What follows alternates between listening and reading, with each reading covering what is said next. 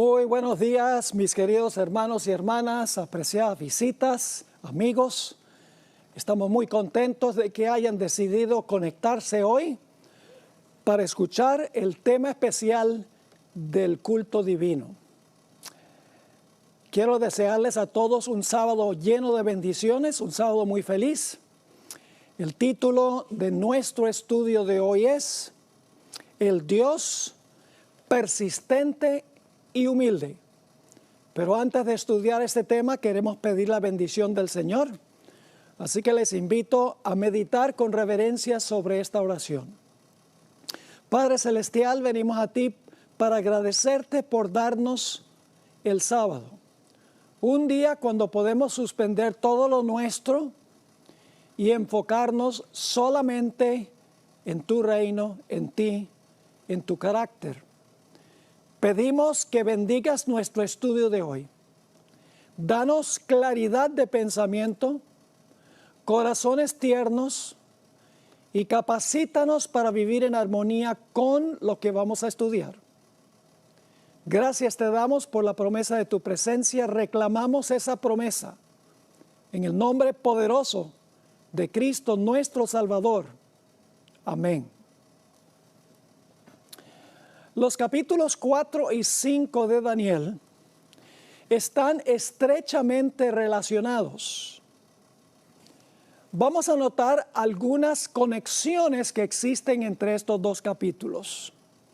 En primer lugar, ambos capítulos relatan historias de reyes babilonios, autosuficientes, arrogantes y despóticos.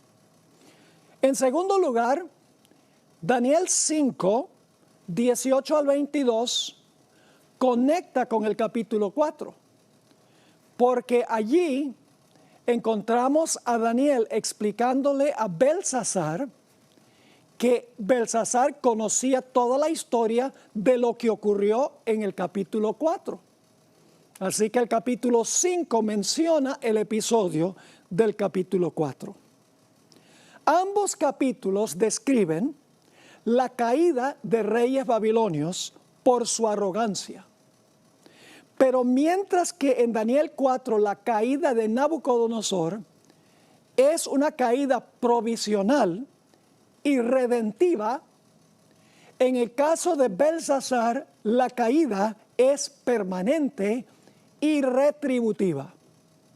Pero en ambos capítulos se relata la caída de Nabucodonosor en el capítulo 4 y Belsasar en el capítulo 5.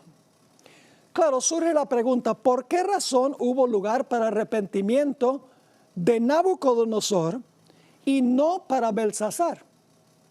La razón la explica en el pasaje que mencioné anteriormente, Daniel 5, 18 al 22, a donde nos dice que Belsasar pecó con la mano alzada contra Dios.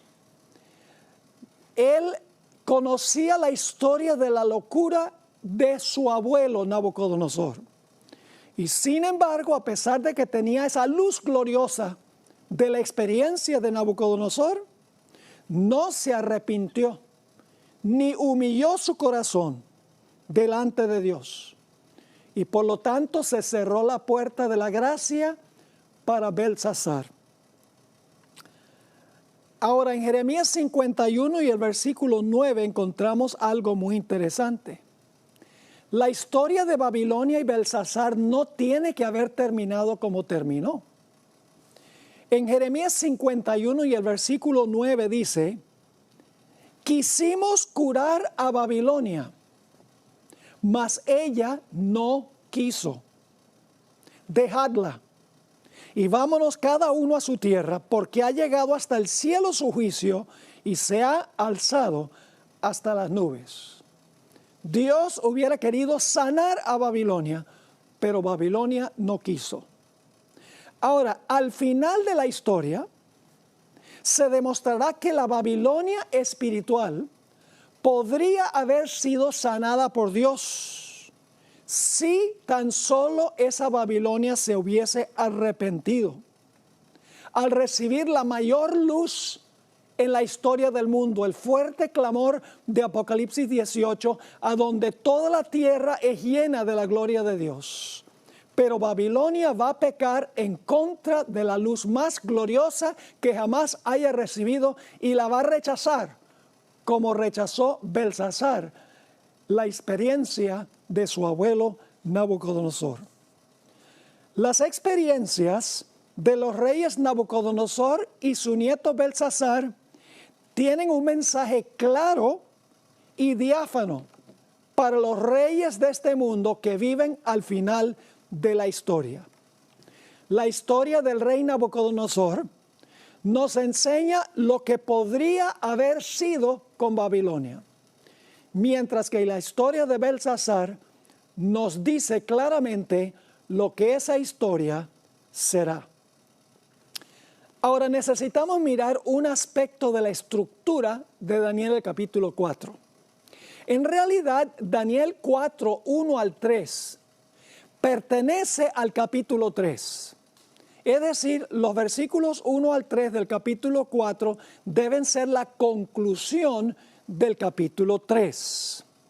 Vamos a ver en nuestro estudio que cuando los 3 amigos de Daniel fueron librados del horno de fuego en el capítulo 3, el rey se impresionó por las señales y las maravillas que había hecho Dios.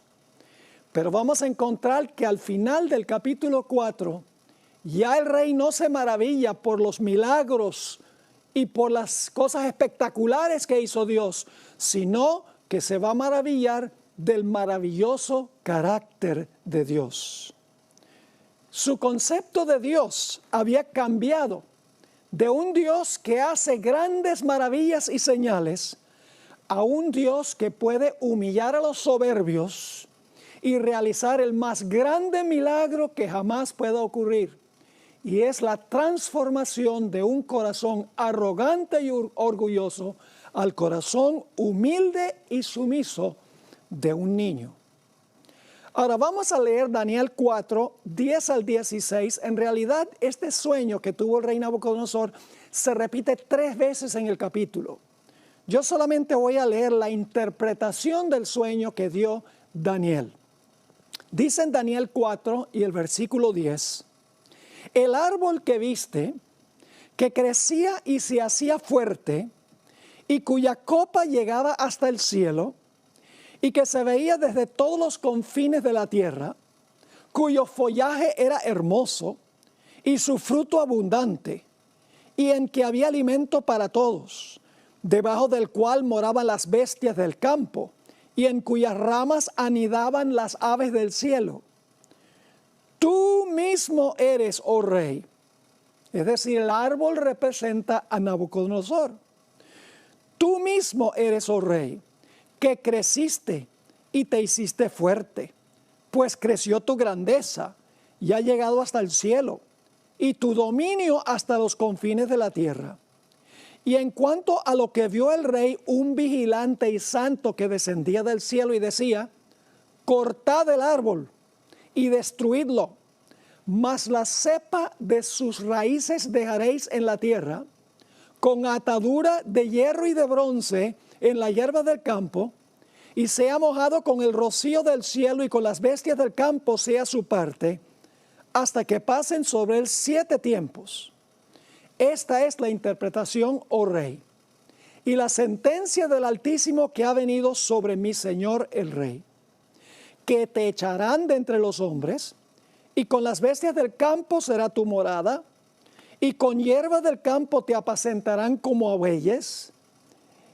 Y luego dice, y con el rocío del cielo serás bañado, y 7 tiempos pasarán sobre ti, hasta que conozcas que el Altísimo tiene dominio en el reino de los hombres y que lo da a quien Él quiere. El árbol representa a Nabucodonosor, un rey que se preocupaba por los ciudadanos de su reino, pero luego se tornó un déspota, un orgulloso, un arrogante. Por lo tanto, el árbol fue cortado y 7 años pasan sobre ese árbol, pero la cepa en la raíz todavía está viva. Después de 7 años es restituido una vez más a su trono. Ahora Daniel aconsejó al rey. No fue fácil para Daniel dar este mensaje al rey. Era un mensaje muy políticamente incorrecto, pero Daniel era profeta de Dios y decía la verdad. Y por lo tanto ahora, después de relatarle la interpretación del sueño a Nabucodonosor, Daniel le dio un consejo. En el capítulo 4 y el versículo 27, encontramos que Daniel le dice: tus pecados redime con justicia, y tus iniquidades haciendo misericordias para con los oprimidos, pues tal vez será eso una prolongación de tu tranquilidad. Por un año, Nabucodonosor recordó el sueño y, lleno de temor, dejó a un lado su arrogancia. Pero después de un año, cuando no pasó nada, el rey dijo para sí: el sueño ese no se va a cumplir. Y nos dice en Daniel 4, 29 y 30, que después de 12 meses el rey se llenó de orgullo y arrogancia de nuevo. Leo esos versículos. Daniel 4, 29 y 30. Al cabo de 12 meses, paseando en medio del palacio real de Babilonia, habló el rey y dijo: ¿no es esta la gran Babilonia que yo edifiqué para la casa real con la fuerza de mi poder y para la gloria de mi majestad? Noten el pronombre personal posesivo. Dice: ¿no es esta la gran Babilonia que yo edifiqué para casa real con la fuerza de mi poder y para gloria de mi majestad? Ahora, cuando el rey demostró esa arrogancia y desafío para con Dios, encontramos que Dios pronunció la sentencia contra él. Se encuentra en Daniel 4, 31 al 33. Aún estaba la palabra en la boca del rey, cuando vino una voz del cielo: a ti se te dice, rey Nabucodonosor, el reino ha sido quitado de ti, y de entre los hombres te arrojarán, y con las bestias del campo será tu habitación, y como a los bueyes te apacentarán. Y 7 tiempos, que son 7 años, 7 tiempos pasarán sobre ti, hasta que reconozcas que el Altísimo tiene el dominio en el reino de los hombres, y lo da a quien Él quiere. En la misma hora se cumplió la palabra sobre Nabucodonosor, y fue echado de entre los hombres, y comía hierba como los bueyes, y su cuerpo se mojaba con el rocío del cielo, hasta que su pelo creció como plumas de águila, y sus uñas como las de las aves. El que se exaltó fue severamente humillado por Dios. Ahora vamos a notar algunas lecciones prácticas que podemos aprender de esta historia de Daniel, el capítulo 4. Porque podemos aprender de este capítulo valiosas lecciones, especialmente en el proceso que usó Dios para convertir el corazón del rey. Los primeros 4 capítulos de Daniel revelan a un Dios paciente y perseverante, obrando sobre el corazón de Nabucodonosor para transformarlo a su imagen. Dios es incansable en la procura de la salvación del rey en los primeros 4 capítulos. Dios está dispuesto de trabajar incansablemente en favor de los más orgullosos, de los más endurecidos en el pecado. Notemos cómo los primeros 4 capítulos demuestran el proceso que sigue Dios en trabajar con el corazón de este rey arrogante. En Daniel 1, Nabucodonosor llega a conocer a los jóvenes Daniel y sus compañeros por primera vez. Indudablemente tiene que haber quedado impresionado cuando Daniel y sus compañeros eran 10 veces mejores que todos los otros jóvenes que estaban en el reino. El rey debe haberse preguntado, ¿cuál será el secreto del éxito de estos muchachos 10 veces mejores que todos los sabios de Babilonia? Dios estaba preparando la mente del rey para desarrollos futuros. No obstante, el rey todavía no estaba ni cerca de su conversión. Solamente Dios había usado esto como una cuña de entrada. En el capítulo 1 notamos que el rey todavía pensaba que él era el grande y estaba en control.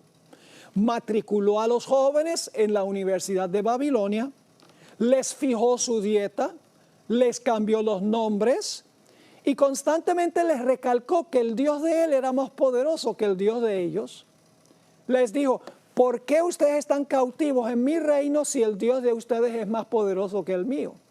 Así que en el capítulo 1 todavía el rey es arrogante, lleno de suficiencia propia, pero Dios le ha sembrado la idea, hay algo especial en estos muchachos, hay algo especial en esta religión. En el capítulo 2, los sabios de Babilonia no son capaces de decirle al rey su sueño ni la interpretación del sueño. Así que el rey llama a Daniel y Daniel le cuenta el sueño y la interpretación del sueño al rey Nabucodonosor.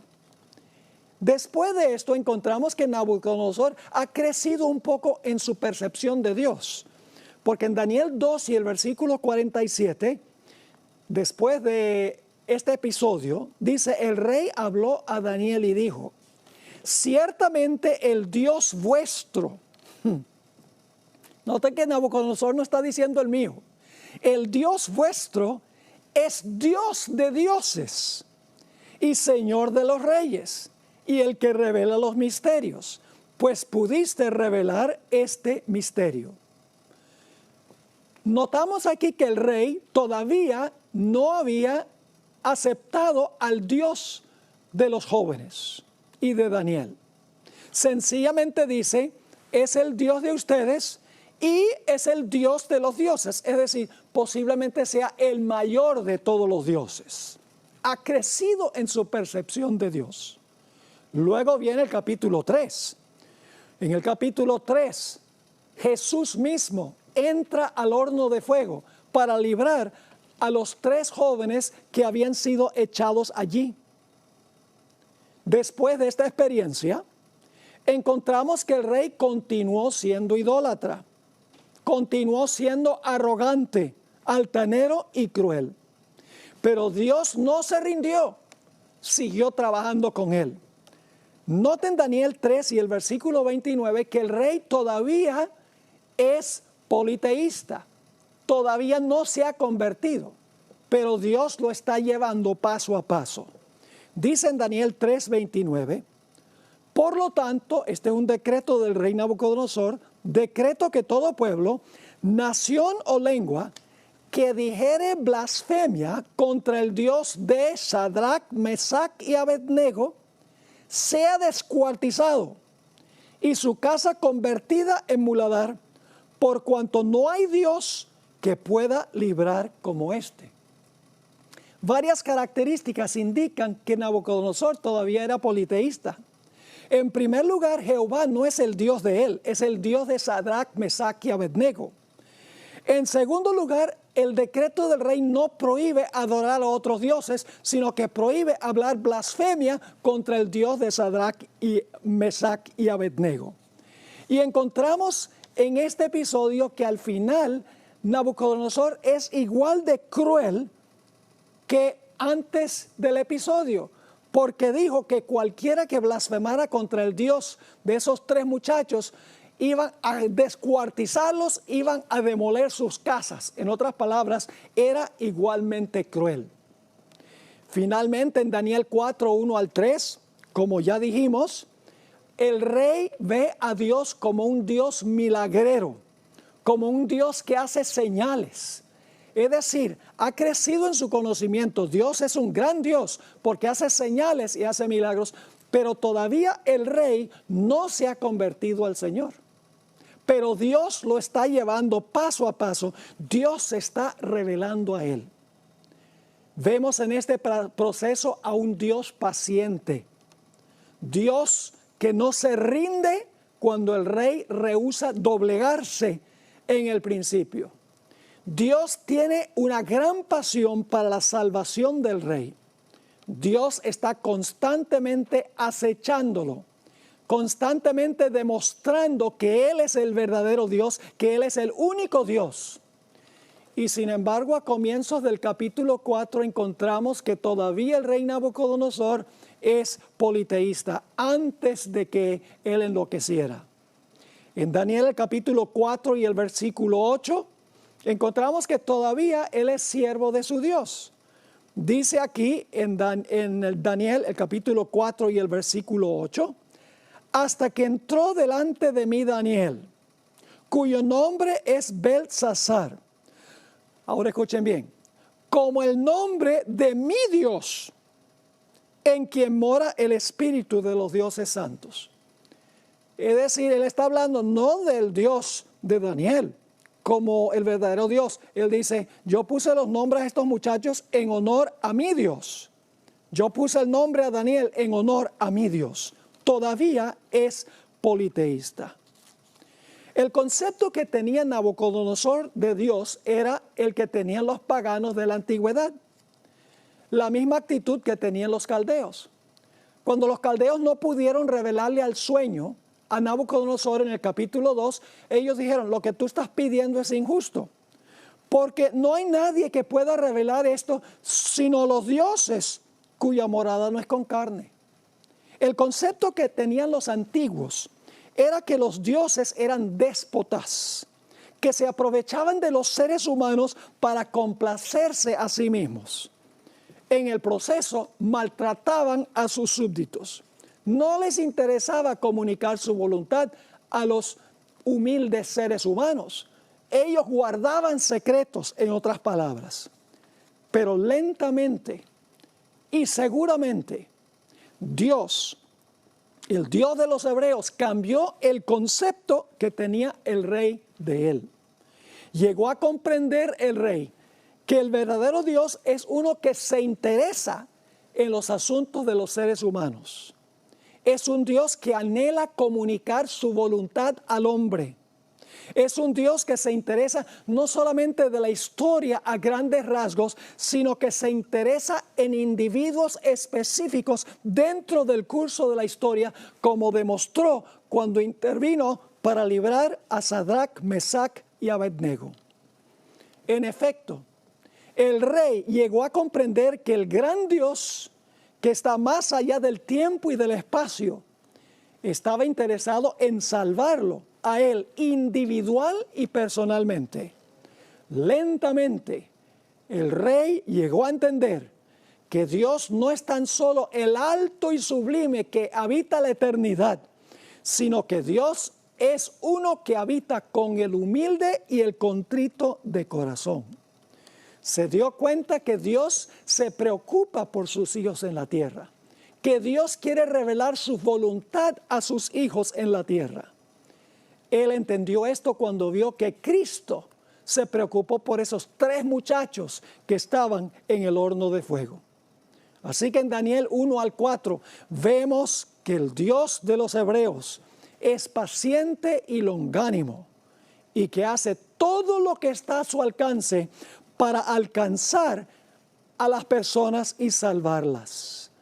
Dios aún le dio 12 meses de misericordia y de gracia a Nabucodonosor para ver si podía evitarse lo que Dios había dicho que iba a pasar si no se sobreponía a su arrogancia.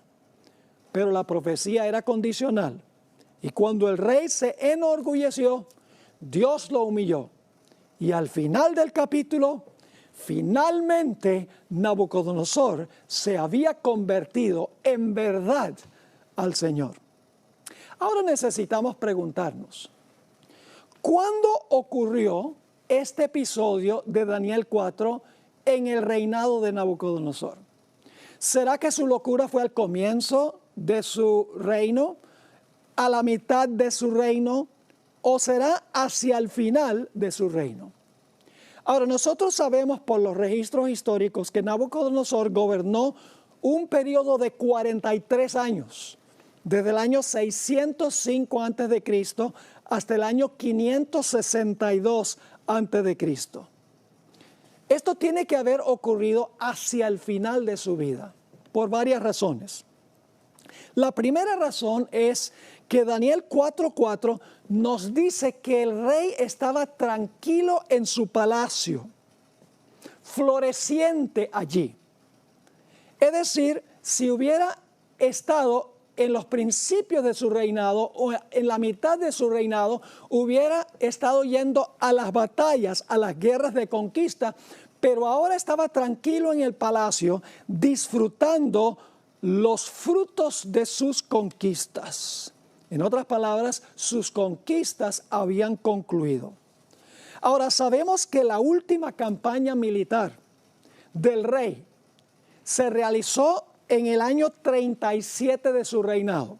Es decir, nosotros sabemos que su última campaña fue en el año 37 de su reinado, que sería el año 568 antes de Cristo. En esa batalla él conquistó a Egipto.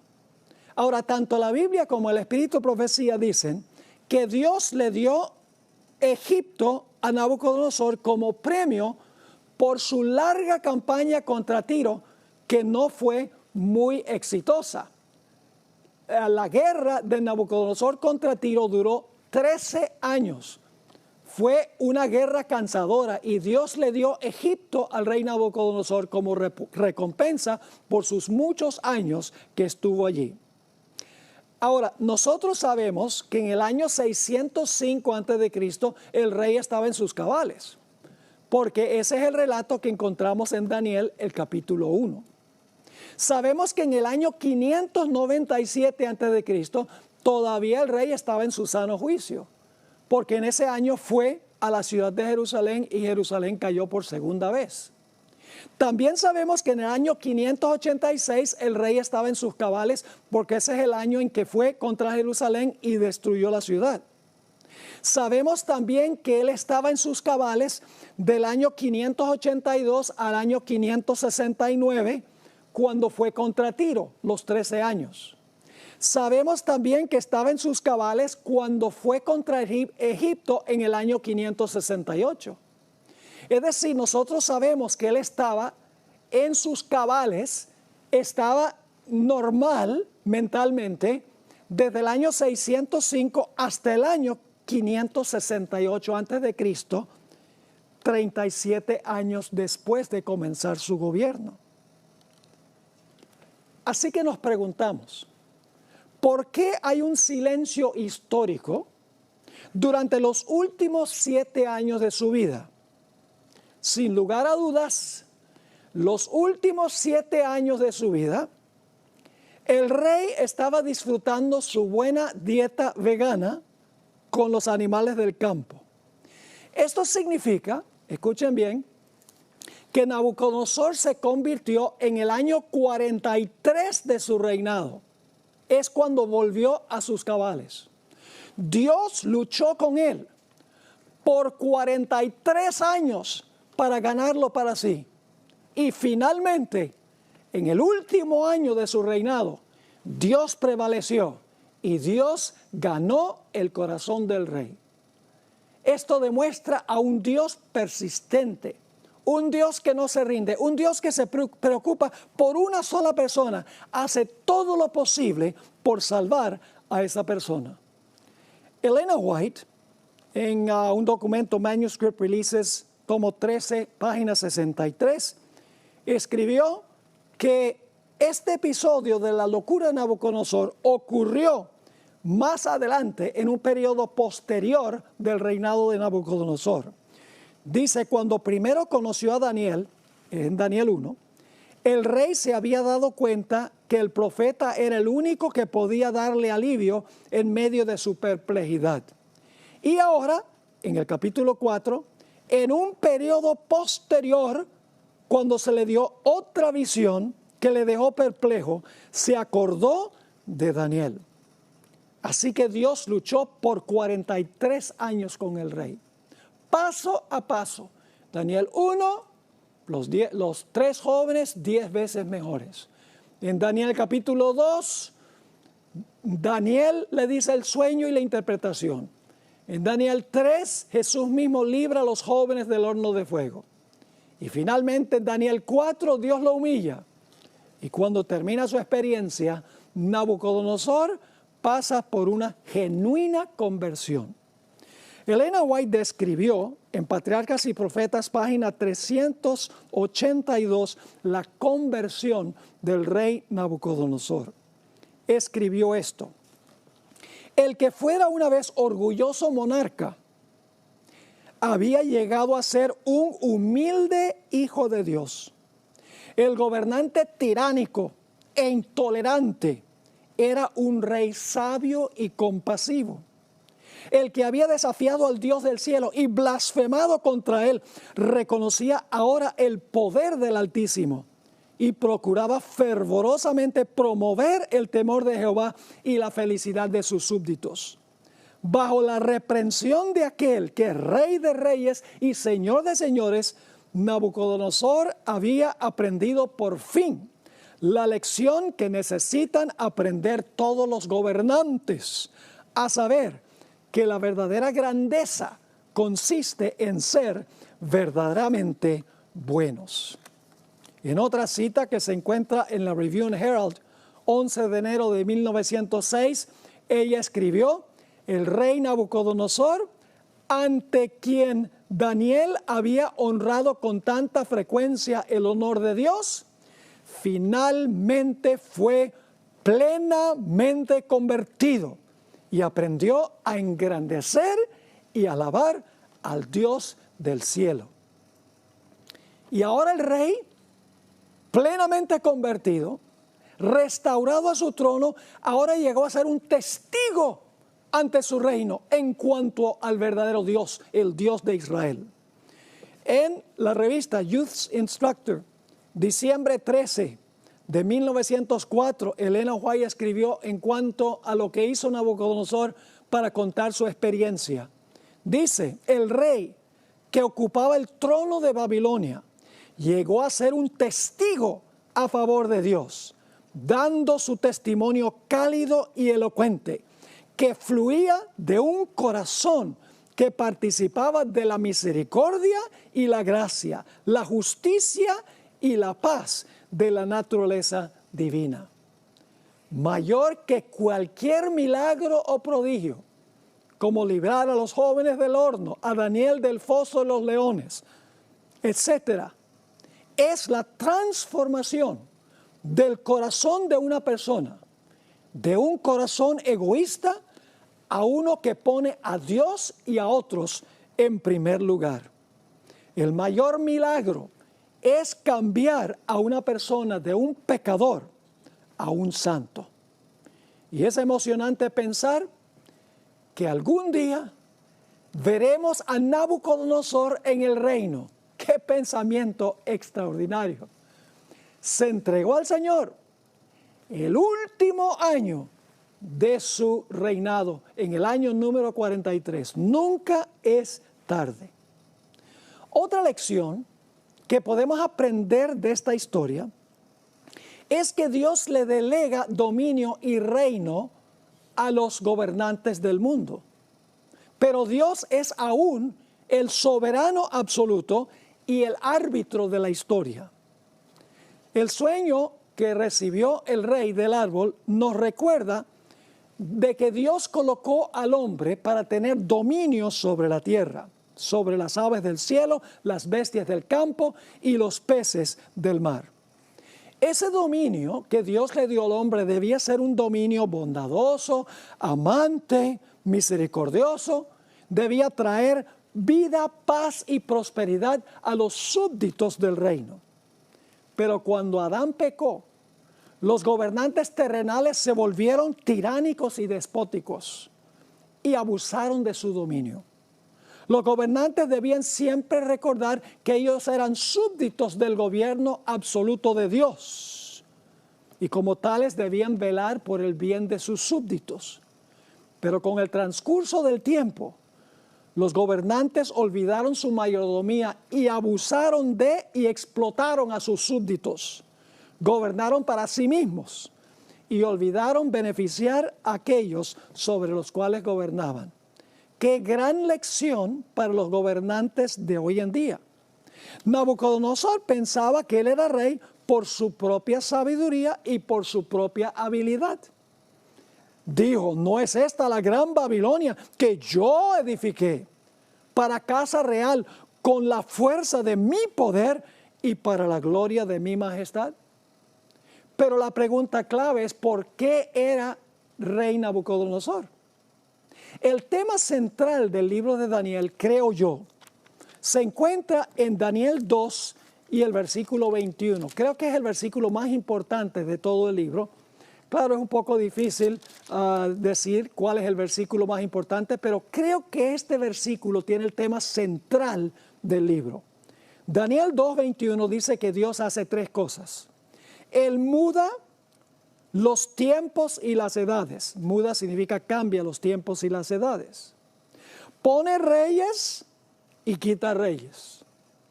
Da sabiduría a los sabios y la ciencia a los entendidos. Así que Dios hace tres cosas.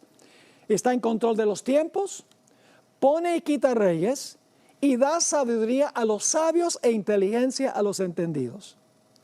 Estas tres ideas las encontramos claramente reveladas en Daniel 4. En primer lugar, Dios cambió los tiempos del rey. Él estaba pensando que iba a disfrutar los frutos que él había ganado en sus conquistas, que los últimos años de su reinado iban a ser de paz y de satisfacción propia. Pero Dios cambió su plan, Dios cambió su tiempo, por así decirlo. En segundo lugar, Dios demostró que Él es el que pone y quita reyes. Dios lo colocó sobre el trono, lo quitó del trono, le preservó el trono durante los 7 años y al final de los 7 años lo restauró al trono. Además de eso, Dios demostró que Él es el que da la inteligencia y la sabiduría, porque Dios le quitó la perla de la razón, lo que distingue al hombre de los animales. Y ahora Nabucodonosor no tenía ninguna grandeza, porque Dios le había dado la capacidad de razonar, Dios le había dado sabiduría e inteligencia. Elena White describe la enfermedad del rey. En la revista Youth Instructor, marzo 28, 1905, Elena White escribió: las bestias carecen de un conocimiento de Dios y por lo tanto desconocen la soberanía de Él. De igual manera, Nabucodonosor había olvidado a Dios y sus misericordias. La prosperidad y la popularidad le habían llevado a sentirse independiente de Dios y a usar para su propia gloria el talento de la razón que Dios le había concedido. Mensajes de advertencia le fueron enviados, pero no les hizo caso. El vigilante celestial tomó nota del espíritu y las acciones del rey, y en un instante le arrebató al orgulloso y jactancioso rey lo que su creador le había dado. Y en ese momento ya no se portaba como un ser humano, sino como una bestia, porque Dios le quitó la razón y la inteligencia. En la Review and Herald, 11 de enero de 1906, Elena White también escribió: en un instante le fue quitada la razón que Dios le había dado, el juicio que el rey consideraba perfecto, la sabiduría de la cual se enorgullecía, le fueron quitadas. Y el que fuera una vez un gobernante poderoso se convirtió en maníaco. Interesante. Sigue diciendo esta cita lo siguiente: su mano ya no podía empuñar el cetro. Los mensajes de advertencia habían sido despreciados. Y ahora, despojado del poder que el Creador le había dado y desterrado de entre los hombres, Nabucodonosor comía hierba como los bueyes y su cuerpo se bañaba con el rocío del cielo, hasta que su pelo creció como plumas de águila y sus uñas como las uñas de ave. ¡Qué cosa tan tremenda! Ahora, el rey aprendió la lección que Dios le quería enseñar. En Daniel el capítulo 4 y el versículo 34 al 37, encontramos la siguiente explicación en cuanto a lo que aprendió el rey. Dice aquí el rey: mas al fin del tiempo yo, Nabucodonosor, alcé mis ojos al cielo y mi razón, ahora escuchen bien, voz pasiva, mi razón me fue devuelta y bendije al Altísimo y alabé y glorifiqué al que vive para siempre, cuyo dominio es sempiterno y su reino por todas las edades.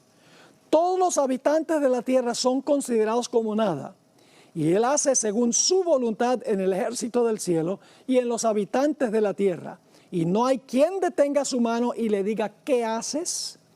En el mismo tiempo mi razón, ahora escuchen, voz pasiva, en el mismo tiempo mi razón me fue devuelta, y la majestad de mi reino, mi dignidad y mi grandeza volvieron a mí. Y mis gobernadores y mis consejeros me buscaron. Ahora voz pasiva otra vez. Y fui restablecido en mi reino, y mayor grandeza me fue añadida. Ahora yo, Nabucodonosor, alabo, engrandezco y glorifico al Rey del cielo. Ya no es un Dios entre dioses o el mayor de los dioses. No, no, no, no. Dice: ahora yo, Nabucodonosor, alabo y engrandezco y glorifico al Rey del cielo, porque todas sus obras son verdaderas y sus caminos justos, y Él puede humillar a los que andan con soberbia. Así que esta es la historia del rey Nabucodonosor y de su conversión. Ahora, la más grande lección que nos enseña esto es el contraste entre el misterio de la piedad y el misterio de iniquidad. Jesús, 600 años después que esto ocurrió, enseñó la misma lección que le enseñó a Nabucodonosor, cuando dijo en Mateo 23 y el versículo 12: porque el que se enaltece será humillado, y el que se humilla será exaltado. Este versículo nos dice que si nosotros nos humillamos, otro nos va a exaltar. Si nosotros nos exaltamos, otro nos va a humillar. Es decir, si nosotros no nos humillamos, Dios se encargará de hacerlo. La característica fundamental, hermanos y hermanas, del misterio de iniquidad es el deseo de exaltarse. Al comienzo de la historia, Eva deseó ocupar la posición de Dios. El resultado fue que ella y su esposo terminaron en el polvo de la tierra, según Génesis el capítulo 3. Lo interesante es que la palabra polvo en latín es la palabra humus, de donde viene nuestra palabra humildad. Es decir, humildad significa rebajarse hasta el polvo para exaltar al Dios grande, el Dios del universo.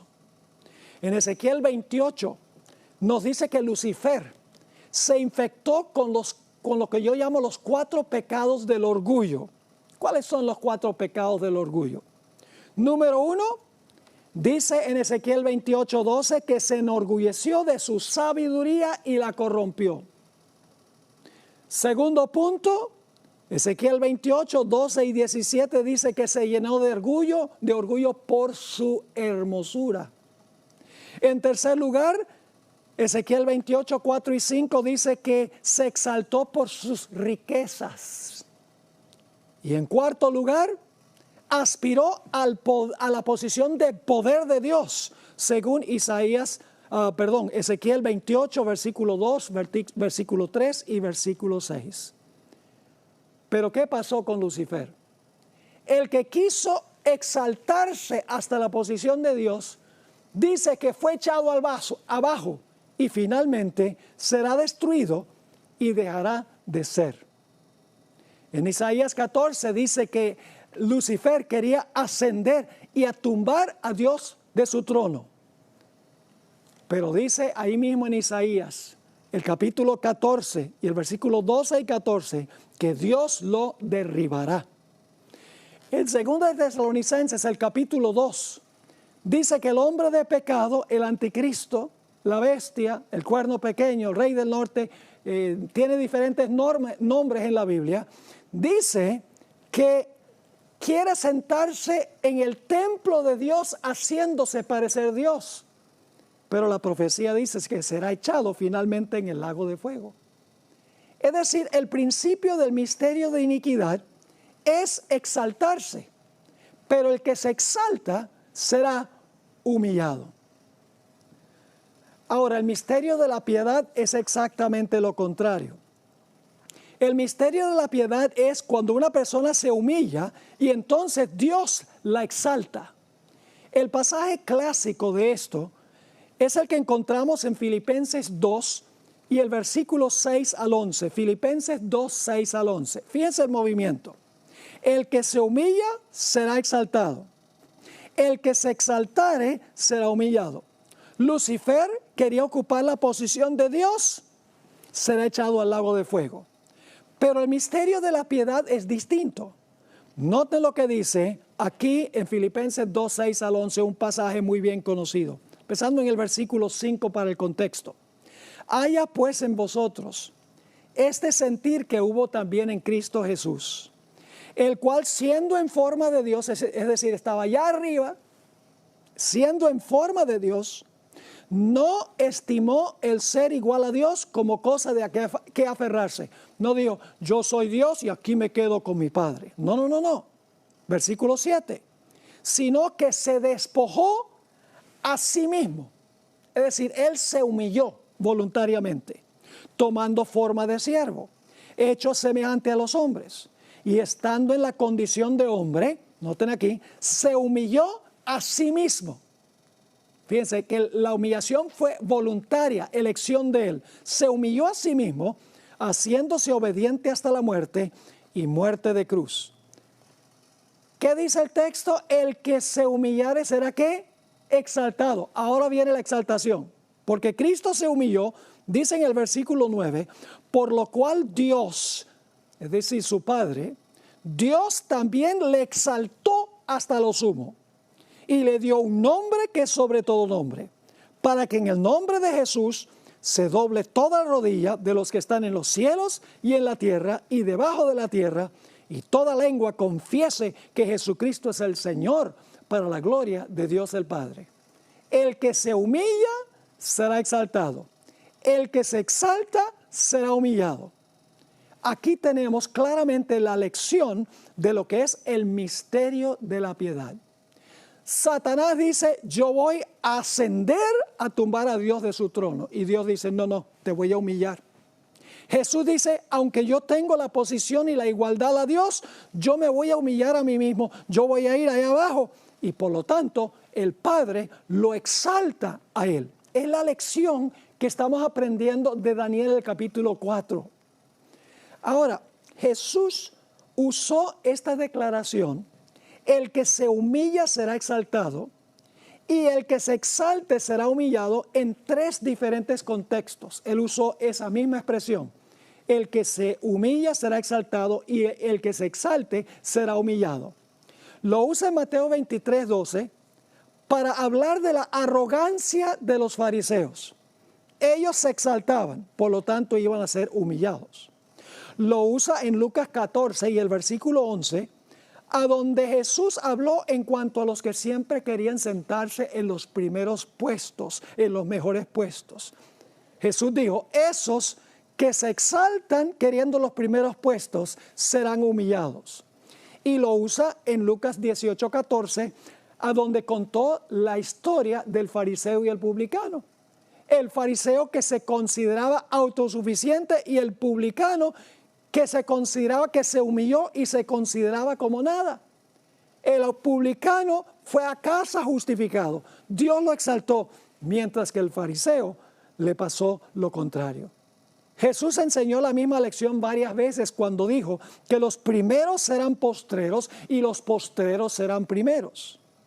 En Santiago 4, el versículo 6 y el versículo 10, encontramos a Santiago enseñando la misma lección.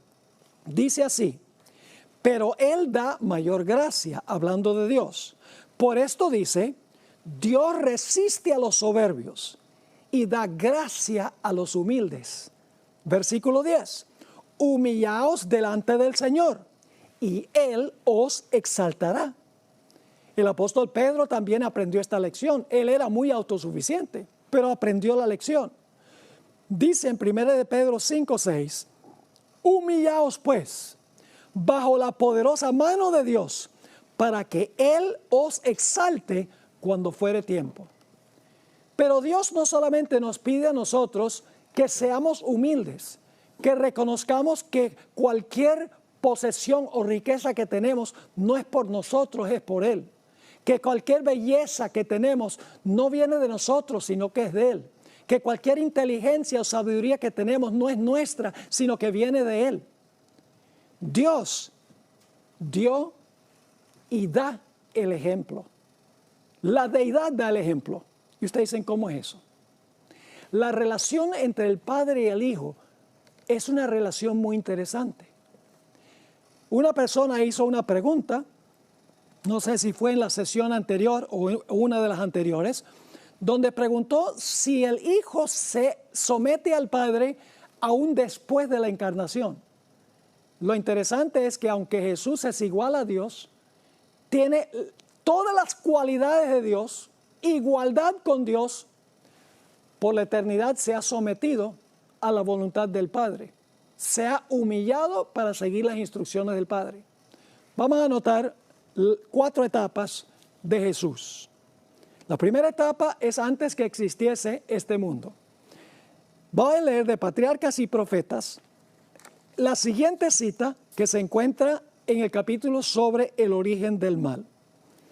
El Rey del universo convocó a las huestes celestiales a comparecer ante Él, a fin de que en su presencia Él pudiese manifestar cuál era la verdadera posición que ocupaba su Hijo y dar a conocer cuál era la relación que Él tenía con todos los seres creados. Porque Lucifer había dicho que Jesús era igual a Él y porque el Padre favorecía a Jesús y no a Él, igual. Así que el Padre dice, voy a llamar a todos los seres celestiales para explicarles la verdadera posición de mi Hijo. Sigue la cita. El Hijo de Dios compartió el trono del Padre y la gloria del Ser eterno que existía por sí mismo cubrió a ambos. Ahora escuchen. Ante los habitantes del cielo reunidos, el Rey declaró, no los reyes, el Rey, hablando del Padre, el Rey declaró que ninguno excepto Cristo, el Hijo unigénito de Dios, podía penetrar en la plenitud de sus designios y que a Él le estaba encomendada, es decir, a Jesús le estaba encomendada la ejecución de los grandes propósitos de su voluntad, es decir, de la voluntad del Padre. El Hijo de Dios, escuchen bien, el Hijo de Dios había ejecutado la voluntad del Padre en la creación de todas las huestes del cielo. Aún en la creación de las huestes del cielo, antes que entrara el pecado en el universo, Jesús hizo la voluntad de su Padre. Así que dice, nuevamente, el Hijo de Dios había ejecutado la voluntad del Padre en la creación de todas las huestes del cielo. Y a Él, así como a Dios, debían ellas tributar homenaje y lealtad. Cristo había de ejercer aún el poder divino en la creación de la tierra y sus habitantes. Ahora escuchen esto. Pero en todo esto no buscaría poder o ensalzamiento para sí mismo, en contra del plan de Dios, sino que exaltaría la gloria del Padre y ejecutaría sus propósitos de beneficencia y amor. Claro, Jesús voluntariamente se sometió a su Padre, aunque era igual a su Padre, antes que existiese el pecado en el mundo. Jesús ejecutó la voluntad del Padre en la creación de todas las huestes celestiales. Estaba sujeto a su Padre. ¿Qué tal durante la encarnación? Jesús durante la encarnación se sometió a su Padre. Varias veces dijo, yo no he venido a hacer mi voluntad, sino la voluntad del que me envió. Y en Juan 14 y el versículo 28, el Señor Jesucristo dijo, habéis oído que yo os he dicho, voy y vengo a vosotros. Si me amarais, déjeme ver aquí qué dice. si me amaríais, os habríais regocijado, porque he dicho que voy al Padre. Y luego Jesús dice, porque el Padre mayor es que yo. Durante su encarnación Jesús dice, el Padre es mayor que yo. Ahora, ¿qué significa eso? ¿Que el Padre es superior a Jesús?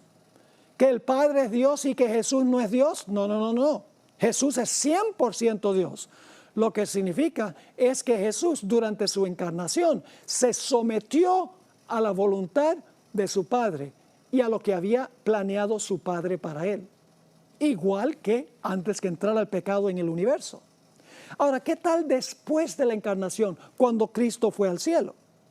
Bueno, notemos 1 Corintios el capítulo 11 y el versículo 3. 1 Corintios el capítulo 11 y el versículo 3.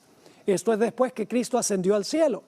Pero quiero que sepáis que Cristo es la cabeza de todo varón, y el varón es la cabeza de la mujer, y Dios la cabeza de Cristo. Cristo tiene una cabeza, y la cabeza es su Padre. Por eso cuando leímos en Filipenses 2 y el versículo 6 al 11, dice que cuando Jesús se humilló, luego el Padre lo exaltó a lo sumo.